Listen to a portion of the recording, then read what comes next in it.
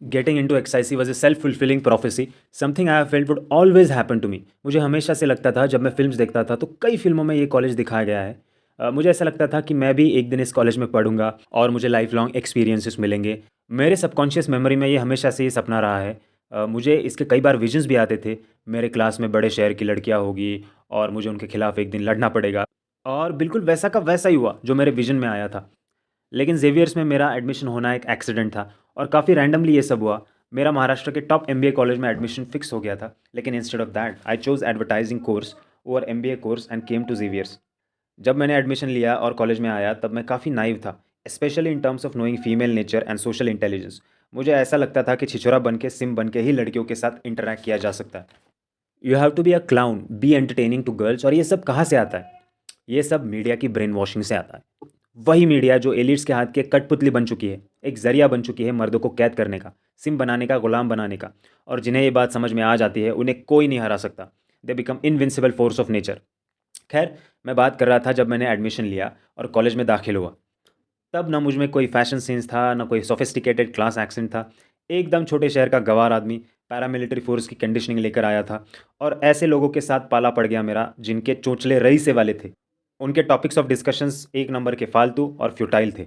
हम क्या समझे भाई इनका? हम क्या ही समझे? हम तो ज़िंदगी भर पढ़ाई-लिखाई करके मेहनत करने वाले लोग।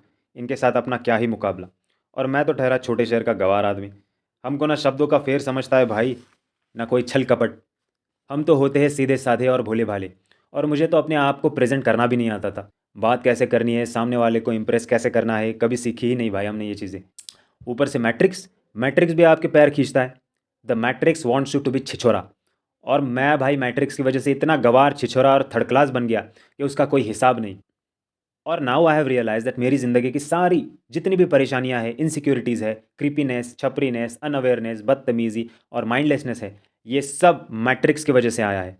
मैं इतने नेक्स्ट लेवल का चस्पा करता था। ट्रोल्स, रोस्टिंग, सरकैज़म, ऑफेंड करना, मतलब क्या ही पागलपंती थी यार। Height of stupidity. एक नंबर का वॉनाबी और पागल था मैं। वर्चुअल दुनिया ही मेरी आइडेंटिटी बन चुकी थी। सीआईएसएफ सब इंस्पेक्टर की जो रियल वर्ल्ड आइडेंटिटी थी, उसको ठुकरा कर मैंने ये गवारियत और नादानी अपना ली।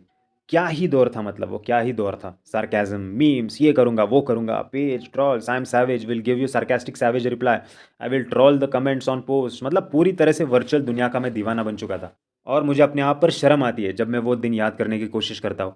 Utterly shameful. और इस दौरान मैंने ऑनलाइन पंटर लोगों की एक गैंग बना के रखी थी। वो मेरे को बोलते थे पैट्रिक, पैट्रिक द बॉस। और ये सब लोग फटीचर, एक नंबर के निठल्ले, बेरोज़गार, नाकाम। और इन मेम्बरों ने मुझे अपना शहंशाह घोषित कर दिया था। और फिर मैंने भी इस वर्चुअल लाइफ को सीरियसली लेना स्टार्ट कर दिया। रियल लाइफ और वर्चुअल लाइफ की बाउंड्री ही मेरे लिए ख़त्म हो चुकी थी और इसकी वजह से मेरी मेंटल हेल्थ पर काफ़ी बुरा असर हुआ। मुझे हेलुसिनेशंस आते थे where I could see myself gossiped about, being tortured, and I heard some really weird voices in my head. इस कदर मेरे दिमाग पर वर्चुअल दुनिया हावी हो चुकी थी कि मैं अपने आप को पूरी तरह से खो चुका था।